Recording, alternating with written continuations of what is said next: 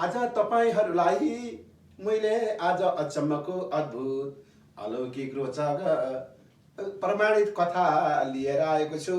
यस कथा तपाईहरुले श्रवण गर्ने बित्तिकै तपाईको जीवन कायल पलट हुन्छ, परिवर्तित हुन्छ। तपाईको रूप छन्द अवस्थाहरू परिमार्जित हुन्छ, जीवन शैली बदलिन्छ। अघि एउटा ऋषि जंगलको गुफामा जाँदा रहेछन्। ती ऋषिले योग तब्बलले यहाँ नाग र नागिनी बस्दछन्। यहाँ नागको मणिले यस जंगल झलमल उज्यालो छ भन्ने ऋषिले ध्यान दृष्टिले देखेर प्रत्येक दिन गाईको दूध चढाउन जाँदा रहेछन्। गाईको दूध पितलको कटौरामा राखेर दूध चढाएर फर्कँदा रहेछन्।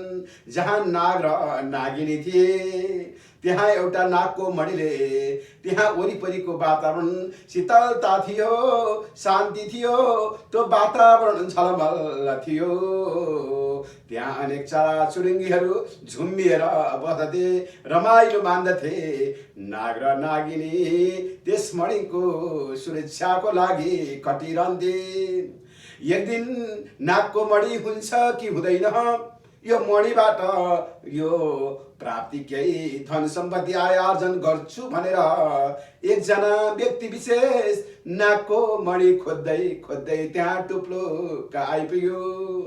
जब नागराजा बाहिर देश विदेश गएका थिए, नागिन नागमणिको रक्षाको लागि बसिरहेकी थिइन्। झमक्क निन्द्रा आएर त्यस नागमणि भएको पर अल्ली पर ठाउँमा उनी शुद्धि भइन्। त्यही मौकामा एउटा व्यक्ति विशेष आएर नागको मणि छुन मात्र के लागेको थियो। नागिनी आएर जहर उकेल्दिन्। त्यसको शरीरको रङ नीलो पहेँलो कालो भएर शरीरै चिन्नै नसक्ने विक्षिप्त हुन थाल्यो। त्यही शरीर लिएर घर गयो। घरकी आमा बुवा सबै इष्टमित्र सबै दङ परे। लौन यसलाई कस्तो किसिमको शरीर भयो, छाला यस्तो भयो, अब यो बाँच्दैन कि, लौ के हुने भयो।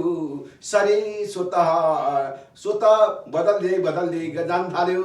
त्यसको मृत्युको दिन आउन थाल्यो भनेर गाउँवासीहरू सबै चिन्तित हुन थाले।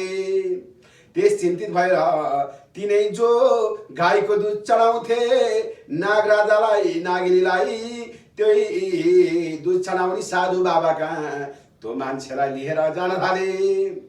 लिएर जाने बित्तिकै साधु बाबा, हे भोले बाबा, हजुरको कृपा असीम दया हुन्छ भने उसलाई नागको मणि लिन जाँदा नागिनीले जहर उकल्दिएर उसको शरीर विक्षिप्त हुन थाल्यो। शरीर छटपटिन थाल्यो। शरीर परिवर्तन भयो। यस्तो डरलाग्दो भयावह शरीर हुन थाल्यो। हजुरको दया आउँछ भने उसलाई जीवन दान दिन पर्यो बाबा भनेर सबैले हात जोड्दा भए।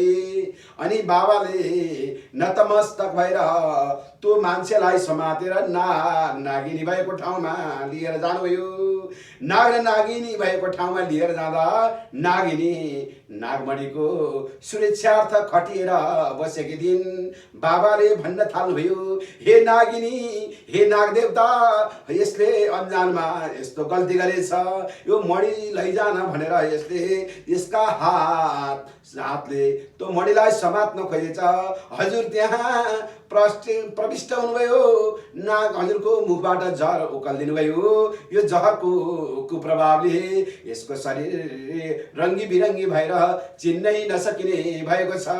हे नागिन देवता, अनन्तम वासुकिम शेखम पद्मनाभम शकम्बलम शङ्खपारम देतरातम तत्सकम कार्यम तथा एतानि नवनामानि नागानां च महात्मनम् सायंकाले पठे नित्यम प्रातःकाले विशेषतः तस्य विखम भयम नास्ति सर्वत्र विजय भवेत् भनेर साधुले जुन मन्त्र उच्चारण गर्नुभयो, नागिन प्रसन्न हुनुभयो, वरदान माग भन्नुभयो।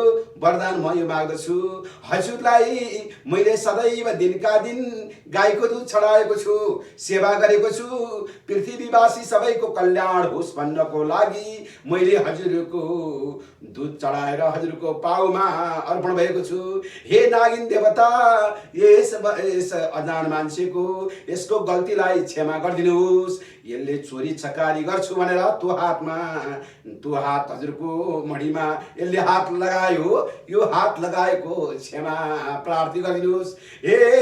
हे नागिन देवता, यो अनजान मान्छे हो, यसलाई क्षमा गरिदिए, यसको जुन पहिलाको शरीर थियो उस्तै गराइदिनुहोस्। अनि भनेपछि नागिनले भन्दछिन्, यो ईश्वरको अनुकम्पा हो। ईश्वरीय शक्तिसँग कसैले खेलवाड गर्छ भने त्यसको पनि यही अभिगत हुन्छ। जसले नागमणि छ, नागमणि मैले मेरो हातमा पार्छु, यसको धन सम्पत्ति मैले धेरै प्राप्ति गर्छु भन्ने सोच्छ भने न नागमणि परमपिता परमात्माको सामिप्यमा गइसकेको जुन मणि धन सम्पत्ति कसैले कलियुगमा व्यक्ति विशेषमा आफ्नो हातमा पार्छु, यसले चलखेल गरेर धन सम्पत्ति आय आर्जन गर्छ भने त्यो कदापि सही हुन सक्दैन, त्यो कदापि यो सफल हुन सक्दैन। यसै कारण परमपिता परमात्माको जो धन सम्पत्ति मणि माणिक्य हो कसैले छुनु हुँदैन, नराम्रो मनले चिताएर चोरी चकारी भन्ने भावना गर्नु हुँदैन। आजबाट तपाईँ साधु सन्त मेरो आसनमा आश्रममा आएर उसको जीवन दान माग्नु भएको छ। तपाईले हामी पति पत्नीलाई सदैव सेवा गर्नु भएको छ, सदैव दुध चढाउनु भएको छ। तपाईको वचन मलाई सिरो परेछ। यसको शरीर पहिलाको जस्तो थियो तस्तै म बनाइदिन्छु। तर एउटा शर्त के छ भने भगवानका चिजबिजमा, भगवानका शक्तिहरूमा कसैले दुरुपयोग गर्छु भनेर चिताउँछ भने उसको जीवन सफल हुँदैन, यस्तै हविगत बेहोर्नु पर्ने हुन्छ भनेर फेरि उकालेको जहर तुरुन्त शोषण गरेर समन गरेर तान्दिनु भयो। त्यो मान्छे जस्ताको तस्तै भयो। नागिनसँग नतमस्तक भएर लौरो ढले चाहिँ दर्शन गर्न थाल्नुभयो। अनि साधु बाबाले भन्नुभयो नाडी समातेर, अब तिमीले कसैको चोरी चकारी गर्छु भनेर कुनै पनि ठाउँमा के छ कसो छ भनेर खोज्दै नहिँड्नु, कहीँ केही चिज पाइयो भने नचलाउनु। यी सबै परमात्माका महत्त्वपूर्ण चिज हुन्। यी चिजलाई चलाउँदाखेरि दुरुपयोग गर्दाखेरि आज पहिला कस्तो तिम्रो शरीरको हविगत थियो त्यस्तै भोग्नु पर्ने हुन्छ भनेर साधु बाबाले गाउँमा लिएर जाँदा भए। साधु बाबाको चमत्कार देखेर गाउँवासी सबै दङ्ग परे। धन्य बाबा, धन्य बाबा, हजुरको असीम कृपाले हाम्रो यो छोरोको जीवन बच्यो। पहिलाको जस्तो शरीर थियो त्यस्तै बनाइदिनु भयो।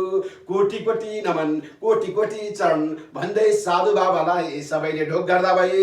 यसैले माडी माडी के भनेको ठुलो हो। यसलाई खेलौना गर्नु सोच्नु हुँदैन। खेलौना सम्झेर केही कुकर्म नराम्रो भावना राखेर यसलाई स्पर्श गर्न जानु हुँदैन। यो कलियुगमा सम्भव पनि छैन। जो सिद्ध पुरुषले माडी के भनेको यी भगवानका गहना हुन्, परमपिता परमात्मालाई उज्यालो बनाउने चिज हुन्। यस्तालाई टाढैबाट ध्यान समाधिमा बसेर षोडशोपचारले पूजा गर्न सकिन्छ, मन्त्रोच्चारण गर्न सकिन्छ भन्ने कुराहरू तपाईलाई यो सन्देश सुनाए।